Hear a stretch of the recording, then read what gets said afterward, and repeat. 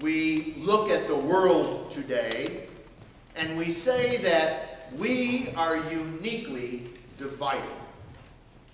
We classify ourselves as either right or left, black or white, Republican or Democrat, pro-gay, anti-gay, pro-life, pro-choice, legal, illegal.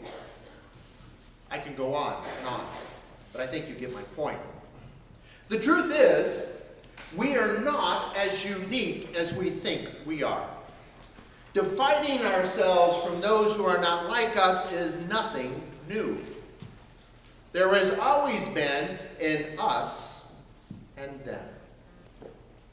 The only thing that changes over the years is how we identify who the them are.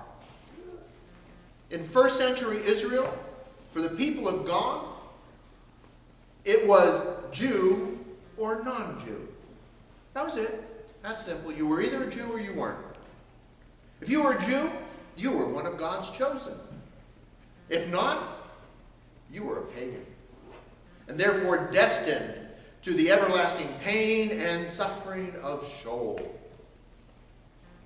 But just like today, this division became blurred. For not all Jews were really Jews.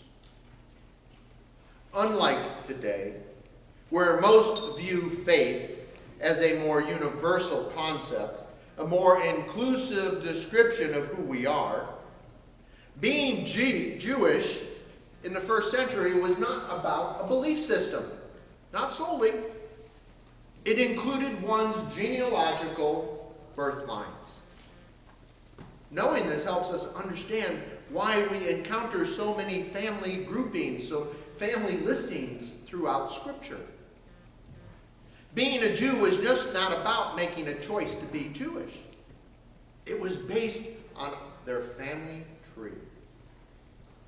Therefore, cross-pollination, that was not a good thing. Jew was expected to marry Jew, and to do otherwise was not only looked down upon, but the children of such a marriage were seen as the product of unfaithfulness, and therefore somehow less than a Jew. And the Samaritans fell into that category. Despite their genealogical ties to Israel, they were the product of cross-pollination. Cross-pollination that occurred during the Babylonian exile between the poor, who Nebuchadnezzar leaves behind, and the pagan inhabitants that lived in and around Jerusalem. For this reason, no good Jew would associate with them, which makes the various interactions that Jesus has with Samaritans all that more ironic.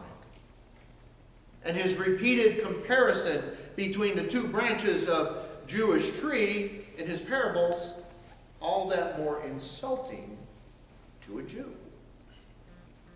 With the benefit of 2,000 years of looking in the rearview mirror, we see that Jesus drew these parallels to show the people of Israel that their idea of a good Jew was flawed.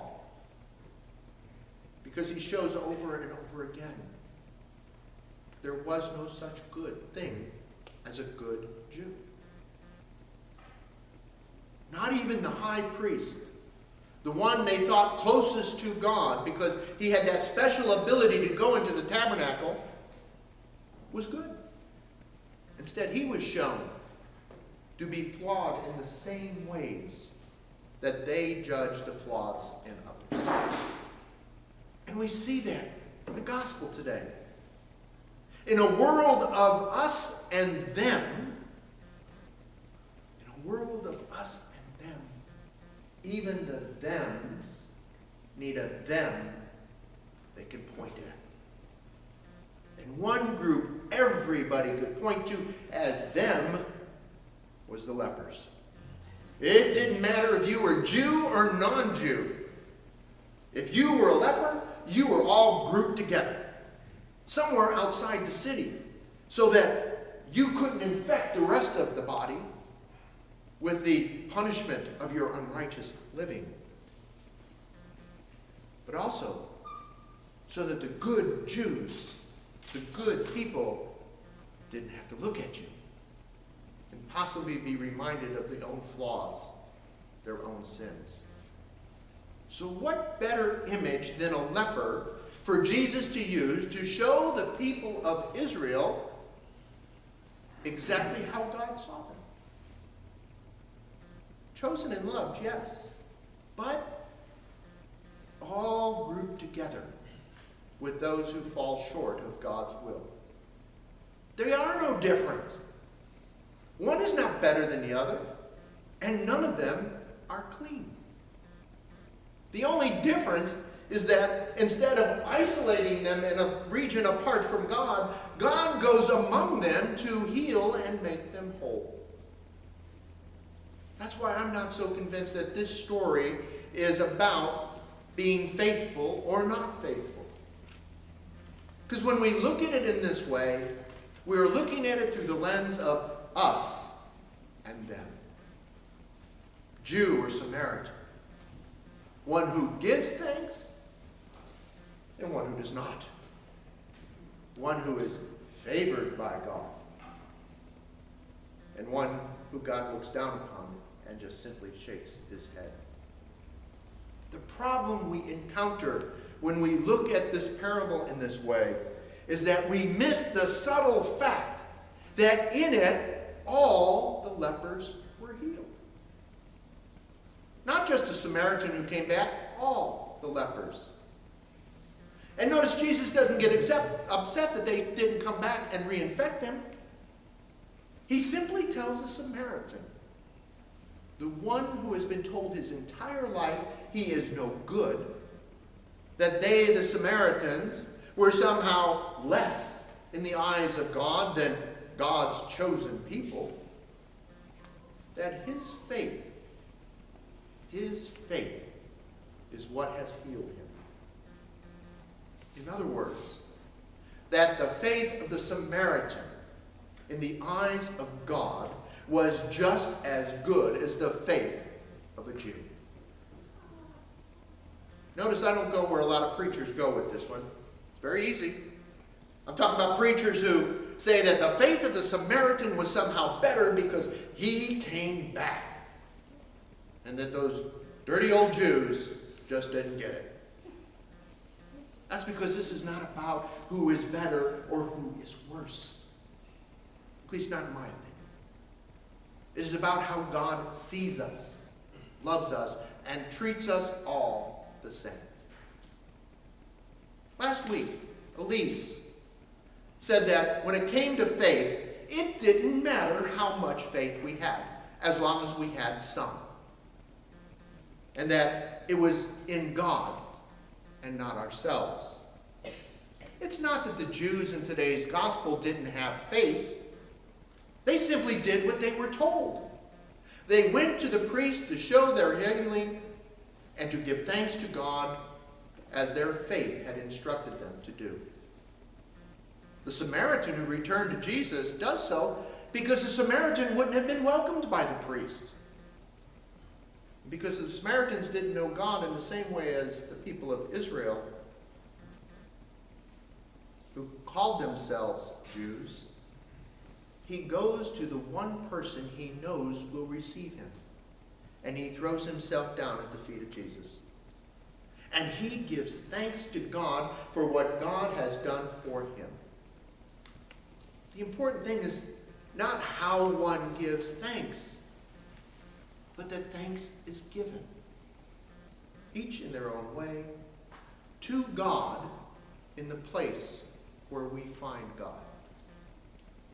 In a world of us and them, where our differences have become more important to us than the things that we are so much alike in, being reminded every once in a while that God sees us as we really are, infected by the sin in our lives, is not a bad thing. While we may strive to set degrees of goodness to make ourselves feel better about who we are, Jesus reminds us that regardless if sin is big or little, venial or mortal, sin is sin. Just as a leper is a leper, regardless if their illness is a spot on the hand or one that covers the whole body. The good news is that healing is not dependent upon what we do, but by what we have. Faith. Faith that is a gift from God that enables us to know God's love. And while the amount of faith may not matter, the more we grow into it, the more able we become to know God's love. And the less we see the world as us and them, and more about a collective us. Will we always succeed in doing this? No. At least not on our own. And that's why in his letter to Timothy, Paul tells Timothy to remind the people that all God asks of us is that we do our best, leaving the rest in God's hands. Something our baptismal covenant reminds us when we promise to live faithful lives, not on our own, but with God's help.